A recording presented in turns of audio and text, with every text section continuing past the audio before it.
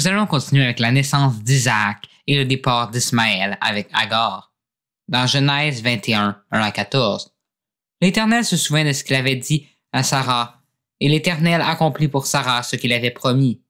Sarah devint enceinte et elle enfanta un fils à Abraham dans sa vieillesse, au temps fixé dont Dieu lui avait parlé. Abraham donna le nom d'Isaac au fils qui lui était né, que Sarah lui avait enfanté. Abraham circoncit son fils Isaac âgé de 8 jours, comme Dieu le lui avait ordonné. Abraham était âgé de 100 ans à la naissance d'Isaac, son fils. Et Sarah dit, « Dieu m'a fait un sujet de rire. Quiconque l'apprendra rira de moi. » Elle ajouta, « Qui aurait dit à Abraham, Sarah allaitera des enfants? » Cependant, je lui ai enfanté un fils dans la vieillesse. L'enfant grandit et fut sevré, et Abraham fit un grand festin le jour où Isaac fut sevré. Sarah vit rire le fils qu'Agar, l'Égyptienne, avait enfanté à Abraham. Et elle dit à Abraham, « Chasse cette servante et son fils, car le fils de cette servante n'héritera pas avec mon fils, avec Isaac. » Cette parole dit plus fort aux yeux d'Abraham à cause de son fils. Mais Dieu dit à Abraham, « Que cela ne déplaise pas à tes yeux à cause de l'enfant et de ta servante. Accorde à Sarah tout ce qu'elle te demandera, car c'est d'Isaac que sortira une postérité qui te sera propre. Je ferai aussi une nation de fils de ta servante, car il y est ta postérité. » Abraham se leva de bon matin. Il prit du pain et une outre d'eau, qu'il donna à Agar, et plaça sur son épaule. Il lui remit aussi l'enfant, et la renvoya. Elle s'en alla et s'égara dans le désert de Beer-Sheba. Abraham alla à Beer-Sheba et fit une alliance avec Abimelech. Dans Genèse 21, 22 à 34. En ce temps-là, Abimelech, accompagné de Picol, chef de son armée, parla ainsi à Abraham. « Dieu est avec toi dans tout ce que tu fais. Jure-moi maintenant ici, par le nom de Dieu, que tu ne tromperas ni moi, ni mes enfants, ni mes petits-enfants, et que tu auras pour moi et le pays où tu séjournes la même bienveillance que j'ai eue pour toi. » Abraham dit, « Je le jurerai. » Mais Abraham fit des reproches à Abimelech au sujet d'un puits d'eau, dont s'étaient emparés de force les serviteurs d'Abimelech. Abimelech répondit, « J'ignore qui a fait cette chose-là. Tu m'en as point informé, et moi, je ne l'apprends qu'aujourd'hui. » Et Abraham prit des brebis et des bœufs qu'il donna à Abimelech, et ils firent tous deux alliance. Abraham mit à part 7 jeunes brebis. Et Abimelech dit à Abraham, « Qu'est-ce que c'est 7 jeunes brebis que tu as mis à part? » Il répondit, « Tu accepteras de ma main ces 7 brebis, afin que cela me serve de témoignage que j'ai creusé ce puits. » C'est pourquoi on appelle ce lieu Beer-Sheba, car c'est là qu'ils jurèrent l'un et l'autre.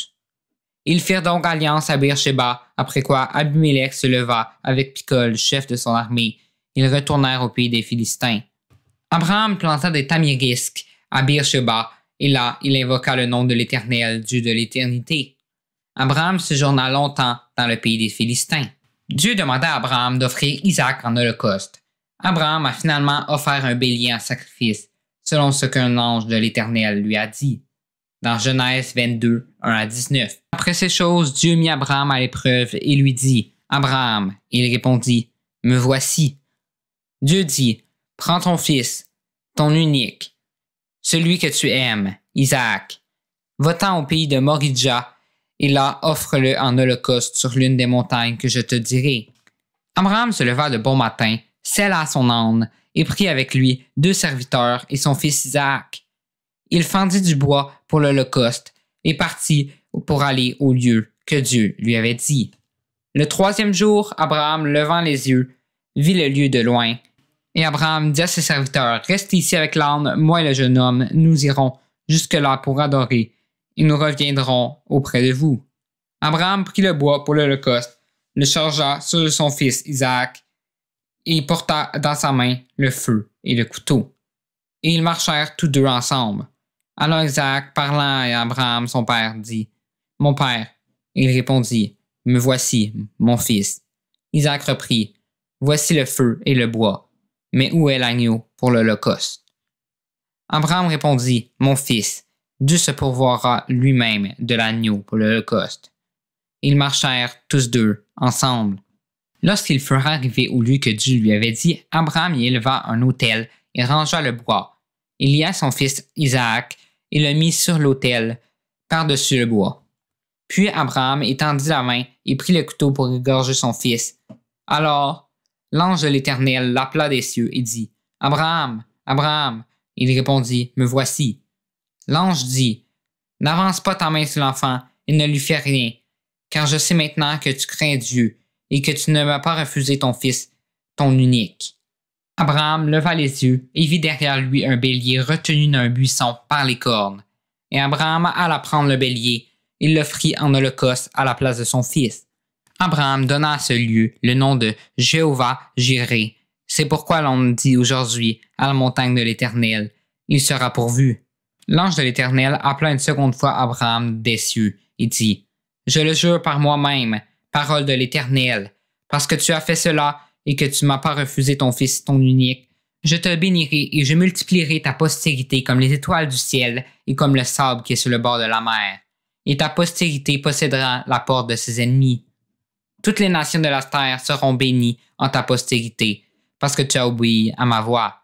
Abraham étant retourné vers ses serviteurs, ils se levèrent et s'en allèrent ensemble à Beersheba, car Abraham demeurait à Beersheba. La dernière partie de la série sur Abraham devrait sortir quelques jours après celle-ci.